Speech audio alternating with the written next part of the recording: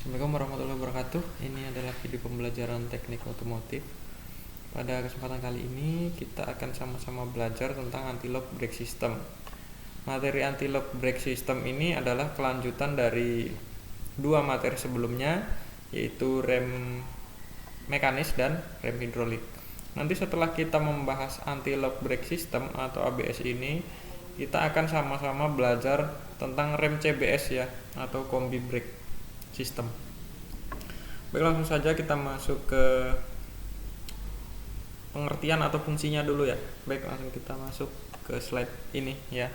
Nah, fungsi rem ABS atau yang disebut dengan anti-lock brake system adalah sebuah sistem rem yang ada di kendaraan agar tidak terjadi penguncian roda saat terjadi pengereman secara mendadak ya. Supaya tidak slip seperti itu antara roda dan jalan seperti itu, sehingga tidak terjadi kecelakaan yang selalu kita hindari seperti itu ya.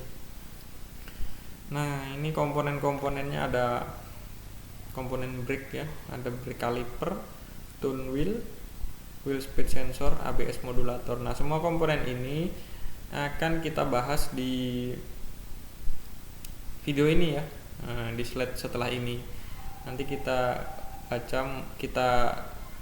kupas satu persatu ya, kita bahas satu persatu bagaimana cara kerjanya. Nah, yang pertama ada master cylinder ya, master cylinder seperti biasa ya, bentuknya seperti ini. Ini saya ambilkan gambar satu set ya, ada handle-nya, ada di sini master cylindernya, dan ini ada reservoirnya ya. Ini satu set saya pasang di sini. Nah, fungsi master cylinder adalah sebagai pengkonversi gerakan mekanis dari pedal rem menjadi tekanan hidrolik. Pedalnya ini ya, handle maksud saya, handlenya ini dia dikonversi menjadi tekanan hidrolik ya, tekanan hidrolik di sini karena di sini ada mekanisme ya, dia menggunakan piston. Mari baca lagi. Master cylinder bekerja dengan menggunakan piston yang ditekan oleh pedal, dan piston ini menekan minyak rem seperti itu. Yang menekan minyak rem, sehingga seperti kita tahu ya, ketika kita belajar rem hidrolik, minyak rem ini akan mengalir menuju ke kaliper. Kalau di rem hidrolik yang biasa, dia minyak remnya ini langsung mengalir ke kaliper. Berbeda dengan ini, minyak rem bertekanan ini akan disalurkan ke pompa ABS seperti itu ya, untuk mobil ya. Tapi kalau untuk sepeda motor di HCU atau Hydraulic Control Unit, nanti dibahas di slide belakang, ada nanti. Jadi seperti itu ya. Kalau di ABS dia tidak langsung ke kaliper ya, tidak langsung ke kaliper seperti itu. Ini adalah video tentang master cylinder ya, slide tentang master cylinder. Ingat dibedakan ya, kalau rem hidrolik biasa dia langsung ke kaliper rem. Kalau di master cylinder dia ke pompa ABS dulu atau ke HCU, Hydraulic Control Unit. Berikutnya komponen yang lain yaitu wheel speed sensor, komponen yang berfungsi membaca putaran roda depan dan roda belakang. Dia membaca putaran, nanti data yang diperoleh dikirim ke ECM seperti itu, atau ECU ya. Dia cara kerjanya seperti pulser di sistem pengapian ya, dia menggunakan perpotongan garis gaya magnet ya di sini. Nah, di sini ada lilitan seperti itu, seperti pulser seperti itu ya. Kalian sudah paham mungkin ya kalau kalian mempelajari sistem pengapian di materi kelistrikan ya. Ini pulser, seperti pulser cara kerjanya. Komponen berikutnya yaitu tune wheel ya, ini tune wheel. Nah, ini di rem ini ada seperti ini, benda seperti ini ya. Ini adalah bagian yang dibaca oleh sensor. Nah, ini sensor diletakkan di sini ya. Sensor yang dengan induksi tadi ya, dengan memanfaatkan induksi tadi ya. Jadi dia di sini ada magnet ya, karena ketika dapat tonjolan ini dia mengirimkan sinyal, oh ini putarannya berapa putaran seperti itu. Diperhatikan ya. Jadi ciri-ciri motor ABS itu kalian lihat di bagian cakramnya ini ya, di bagian dalamnya ini ada tanda seperti ini ya, ada tanda seperti ini baik di depan maupun di belakang. Dicek motor produknya PCX seperti itu atau motor-motor besar yang sport itu, coba diperhatikan, atau CBR 250 seperti itu, coba dilihat. Kalau ada ininya berarti dia menggunakan pengereman sistem ABS, pengereman tipe ABS ya, anti lock brake system. Ini dibaca putaran roda ya melalui ini ya, pengirim sinyal ya. Nah, sinyalnya diterima oleh ini. Sinyalnya diterima oleh sensor. Nah, sensornya seperti ini, kecil saja ya. Berikutnya. Nah, ini cara kerjanya seperti ini. Nah, ini yang ini tadi ya. Nah, ini seperti ini. Ini ada magnetic coil ya. Nah, ini ada voltasenya ya, voltasenya kecil sekali. Nah, ada tegangan yang dikeluarkan yang dikirim ke ECM seperti itu. Ini ada wheel speed sensor ya. Nah, seperti ini, sama ini pulser ring. Namanya pulser ring ya tadi ya. Kalau di sini tadi namanya apa? Tone wheel ya. Ini pulser ring.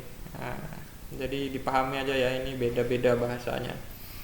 Tapi pada intinya dia ada tonjolan-tonjolan yang berfungsi untuk mengirim sinyal seperti itu ya, mengirim sinyal. Gitu, paham ya? Baik. Berikutnya